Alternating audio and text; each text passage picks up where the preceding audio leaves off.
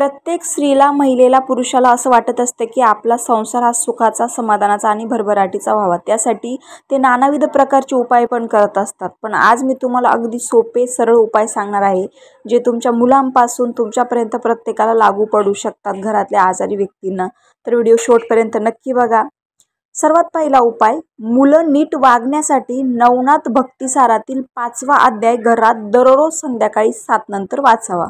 वाचणारं कुणी पण असू शकतं, आईने वाचू शकतं, वडिलांनी वाचू शकत्या, किंवा घरात अन्य कोणी जर बहीण भाऊ असेल तर त्यांनी वाचलं तरी हरकत नाही. घरात तुम्हाला वाटते की एखादा मुलगा आहे, छोटा आहे, मोठा आहे, तो व्यवस्थित वागत नसेल, चिडचिड करत असेल, त्याला वळण नसेल, तर त्यासाठी तुम्ही नवनाथ भक्तिसारातील 5वा अध्याय रोज संध्याकाळी 7 नंतर वाचायचा आहे. दुसरा उपाय, ज्यांचा विवाह होण्यास अनेक अडचणी येत असतात, ठरलेले विवाह मोडतात, अशांनी सुद्धा नवनाथ भक्तिसार 28वा अध्याय दररोज संध्याकाळी 7 नंतर वाचावा.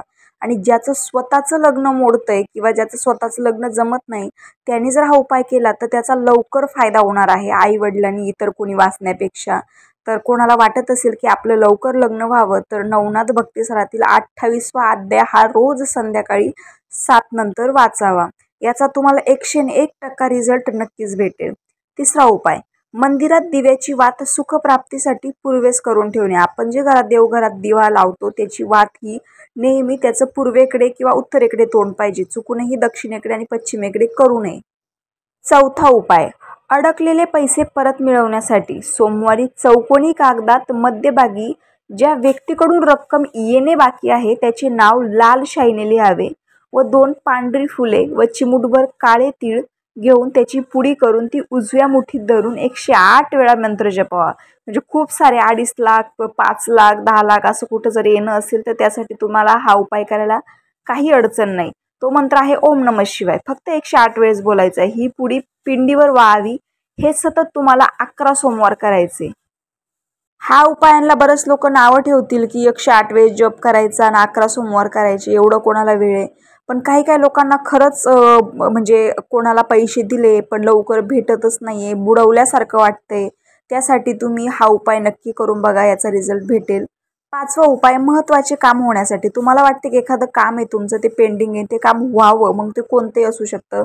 तर मंगळवारी संध्याकाळी 4:30 ते 6:30 या वेळेत एक तांब्याचा कलश, त्यात पाणी भरायचं, त्यात अर्धा पेला दूध टाकायचं, चमच्यावर पांढरे तीळ टाकायचे, हा कलश घेऊन पिंपळाच्या वृक्षासमोर उभे राहायचे.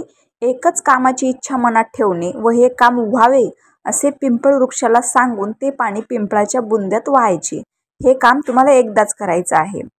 नोकरीमध्ये वरिष्ठ सहकारी यांचा जर त्रास होत असल्यास, वरिष्ठ सहकारी असू शकतो, सोबतचे कर्मचारी असू शकतात, किंवा असा एखादा कोणीतरी शत्रू व्यक्ती, त्यासाठी दररोज अंघोळीनंतर चिमूटभर साखर घराबाहेर टाकायची.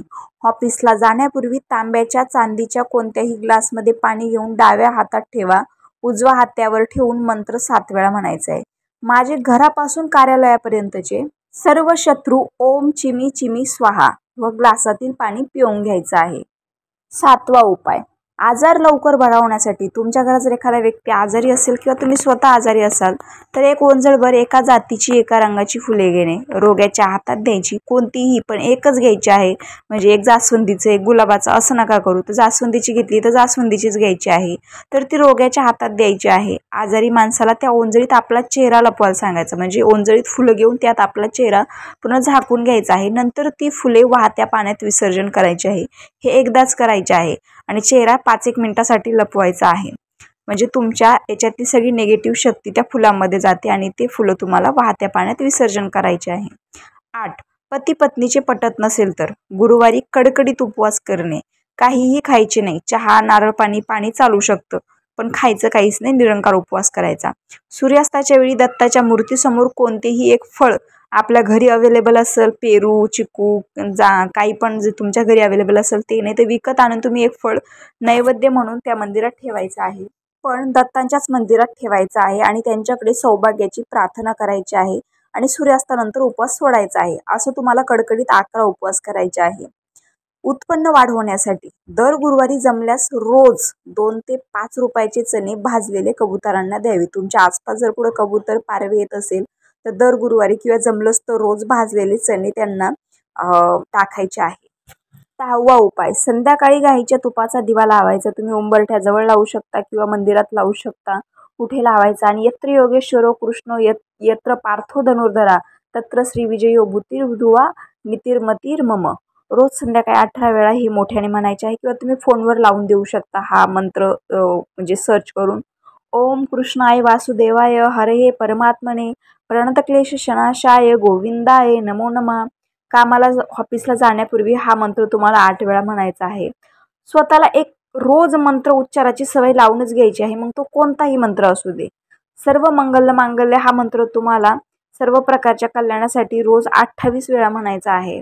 ओम ह्रीम पद्मे स्वाहा रोज 1 तासभर रात्री झोपताना म्हणा. 10वा उपाय, आपली प्रकृती व संसार सुखासाठी रोज आंघोळीनंतर 1 चिमूट साखर सूर्याकडे पूर्वेला वहावी.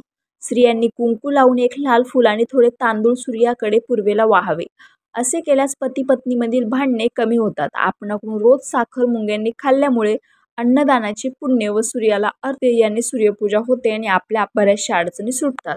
11वा म्हणजे शेवटचा उपाय, मंदिरातील म्हणजे स्वतःच्या घरातली देवघरातील देवदेवतांची पूजा नित्यनेमाने पूर्ण भावाने पुरुषानेच करणे.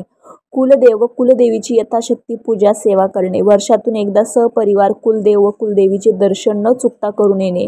यामुळे तुमचे कुलदेव व कुलदेवी प्रसन्न राहील, ज्यामुळे तुमच्या कुटुंबावर कोणतेही संकट येणार नाही. आल्यास त्यातून अगदी सही सलामत बाहेर पडाल. स्त्रियांनी उंबरा पूजून हळद कुंकू वाहून तुळशीसही हळद कुंकू वाहून पाणी घालणे. नंतर मंदिराजवळ येऊन कुलदेव कुलदेवीची प्रार्थना करून आशीर्वाद मागणे.